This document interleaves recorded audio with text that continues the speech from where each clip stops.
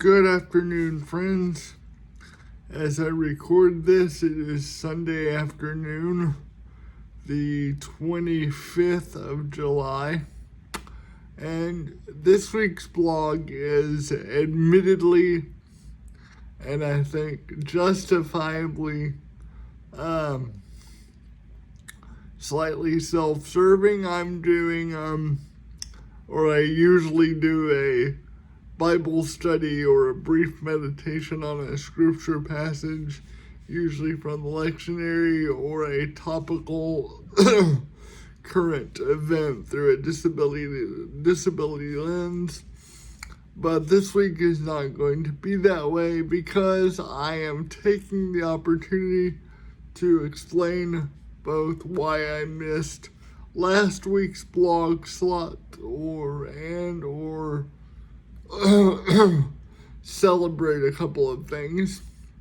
And the reason I didn't get a blog posted this past week was I went home with my family to celebrate my 40th birthday along with my twin brother, Jason.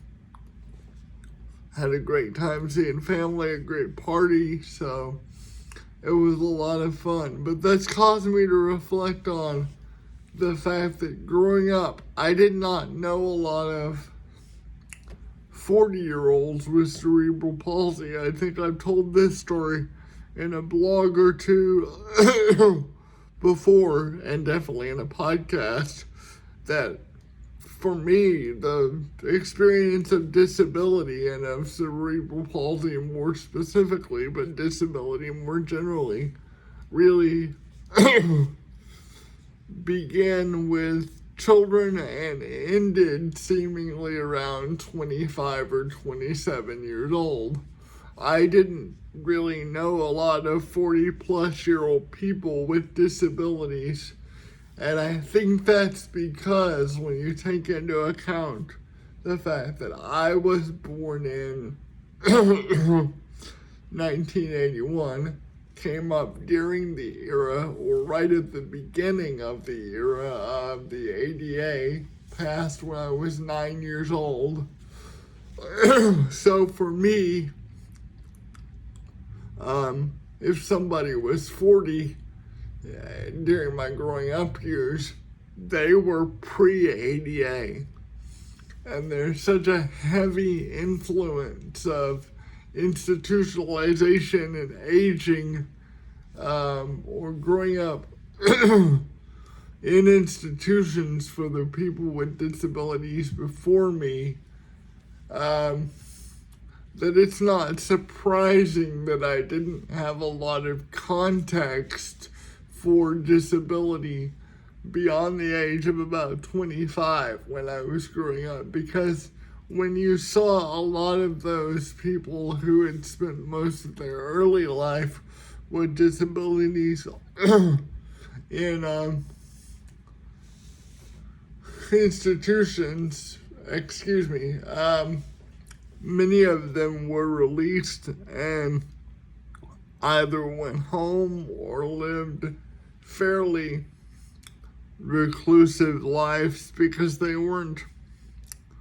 there was no understanding of folding somebody in to the larger public discourse. And I am very grateful to have grown up in an era where that's a lot more common. And now it's a lot more common to see a wide variety of disabilities out in public. But what I will say is, now that I am 40, it's not what I thought it would be. I thought there would be, not to be stereotypical, your existential crisis moments. And there have been a couple of those, like, if I live another 40 years, I'll be 80, which seems just absurd for somebody with a disability. And, those typical, wow, I'm really an adult moments. But I think what mostly has come with my 40th birthday is I am more comfortable in my own skin. As a disabled activist and a person living with a disability, Um, I like my disabled self even more than I did 7 years ago, when I really started the Julian way in earnest. And that's, I think, because I have learned not to set the two on a shelf, not to set my disabled self and my, generally positive outlook and personable self on two different parts of myself or two different shelves. They can't be separated. I am working to integrate my disability experience into all parts of my life, and I've still got work to do there, so that's something that I'm looking forward to over the coming years, is how to help others do that and not to sort of wall off your disability experience from the rest of your life.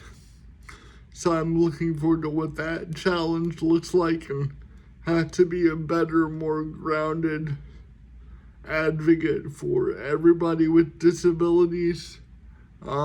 Is something I am still working on, and I get more confident in the older I get. So 40 feels like a really solid place to stand, if that makes sense. But the reason I feel more confident in my own skin and more comfortable with my disability identity is because of the second part of my blog. And that's the fact that this blog will land on my anniversary. It will be published tomorrow, the 26th of July, which is my 13th wedding anniversary. And I could not be married to a stronger companion and ally and fellow advocate than my wife. Not only is she a great partner for my ministry, for our ministry that we built together, she is the most spectacular mother I've ever seen, and she has opened a lot of doors for me and sort of engaging with parts of the world I never thought I would access growing up. But she hasn't done it because she's like fulfilling some sort of martyrdom or like sacrificial mission and doing it for me. The most exciting part of our marriage is we've opened doors for one another, and we've opened doors for both of us to go through as a disabled couple. And I can't wait to see what she does and wait to continue ministry with her and life with her. And I just love my wife Lisa so much. So in closing, 40 feels pretty good. I'm reasonably very happy being a disabled pastor at 40. I could not be any prouder of the work I have done with my wife and personally. And I'm looking forward to the next 40 years of ministry and marriage and journeying with my disabled family. Thanks, guys. Lots of love. Bye-bye.